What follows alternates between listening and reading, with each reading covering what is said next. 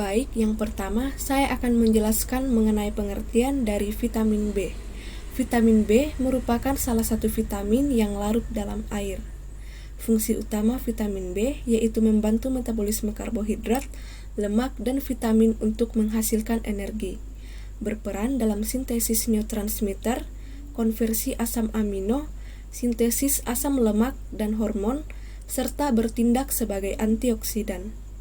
Vitamin B ini terdiri atas 8 bagian, yaitu tiamin atau B1, riboflavin, niacin, asam pantotenat, biotin, vitamin B6 atau piridoksin, folat, dan vitamin B12.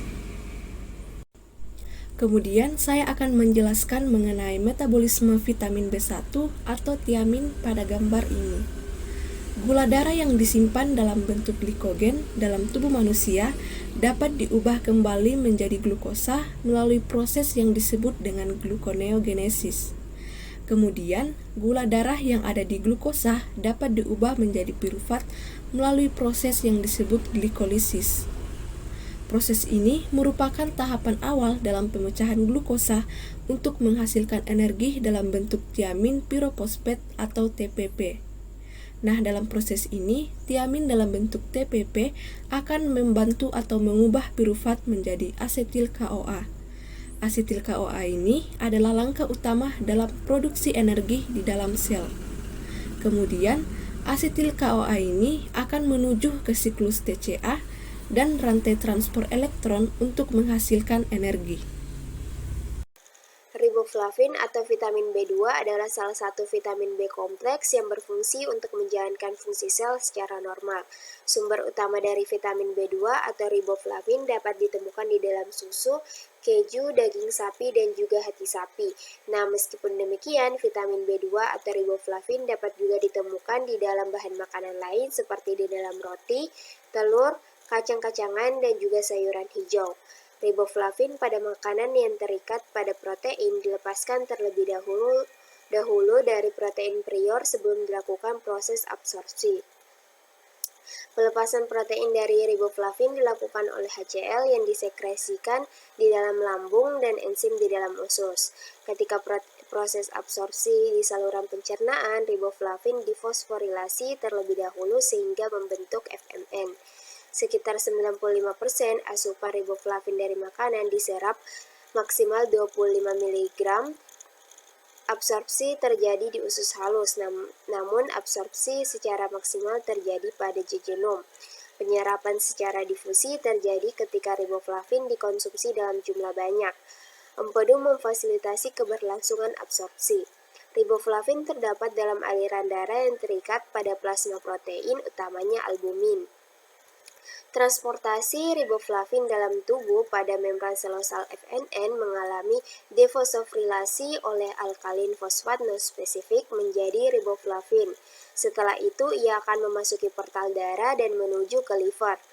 Flavin yang ada di dalam darah meliputi riboflavin sebanyak 50%, FNN 10%, dan FAD 40%.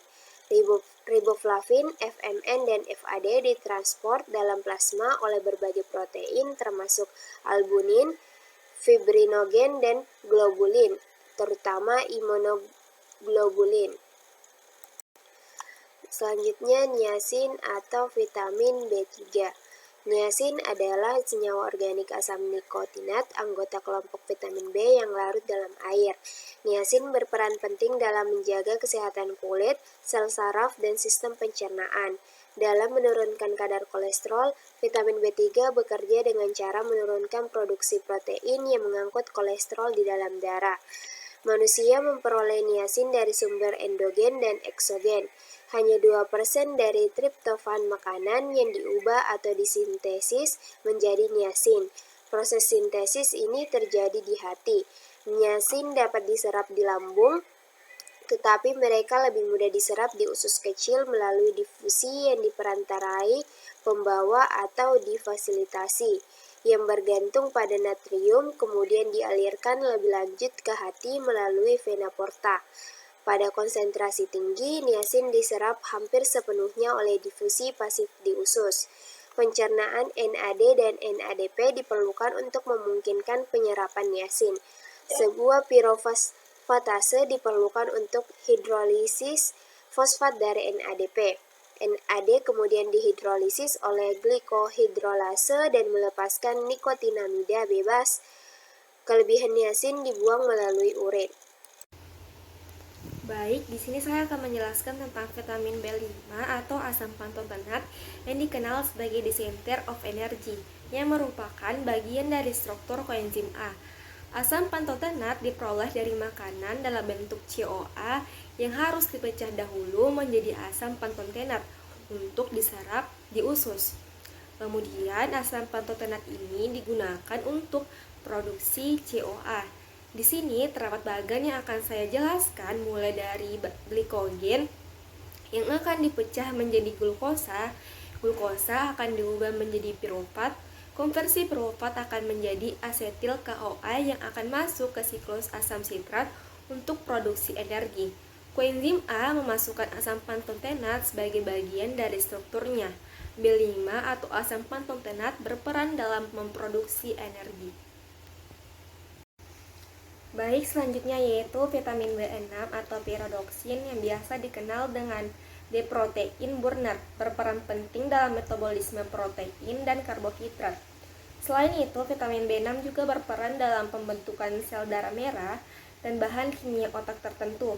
Ini mempengaruhi proses dan perkembangan otak, fungsi kekebalan tubuh, dan aktivitas hormon steroid. Bentuk koenzim vitamin B6 yaitu pyridoxal fosfat, yaitu PLP. PLP adalah kofaktor terkait kovalen untuk transminasi, dekarboksilasi, dan fosforisasi glikogen. Vitamin B6 berperan penting dalam proses metabolisme protein, yaitu proses transminasi. Proses pembentukan asam amino juga membentukkan vitamin B6. Selain itu, proses fosforisasi glikogen menjadi glukosa membutuhkan vitamin B6. Vitamin B6 mudah rusak karena proses pemanasan dan pengolahan makanan menggunakan air. Sumber vitamin B6 yaitu pisang, kentang, dan bayam. Asupan pyridoxine yang berlebihan dari makanan tidak menyebabkan efek keracunan, kecuali karena suplementasi dapat menyebabkan tingkat berbahaya dalam tubuh yang dapat merusak saraf. Gejalanya meliputi kesulitan berjalan dan mati rasa di tangan dan di kaki.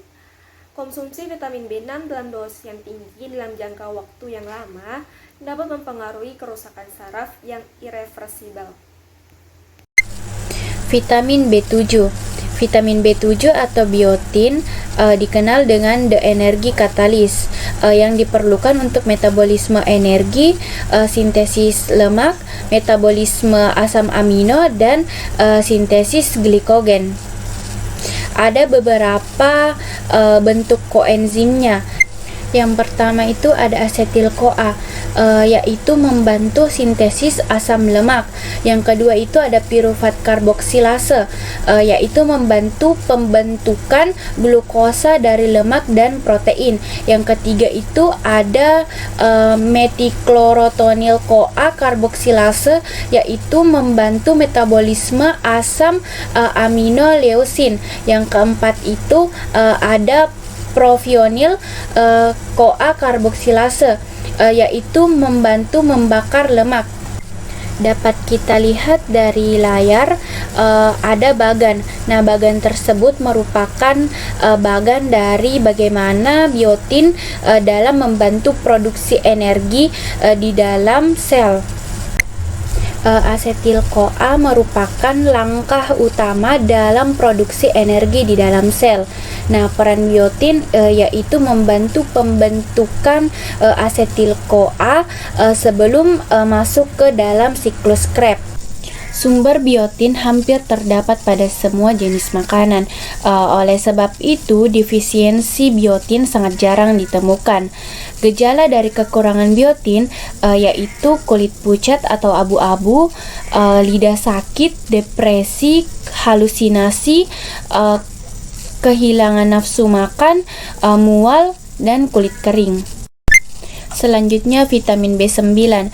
Vitamin B9 atau folat dikenal dengan the DNA kreator, yaitu berperan dalam pembentukan DNA. Diperlukan juga untuk sintesis glisir, metionin, nukleotida T dan U. Bentuk koenzimnya yaitu tetrahidrofolat atau THF. Dapat dilihat di layar, terdapat bagan. Nah, bagan tersebut merupakan bagan bagaimana folat dibutuhkan dalam metabolisme asam amino.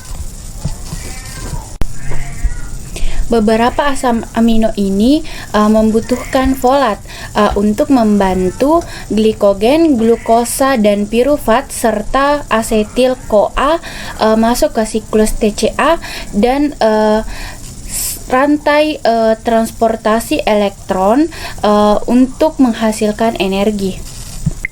Sumber vitamin B12 yaitu hati, daging, susu, keju, dan telur.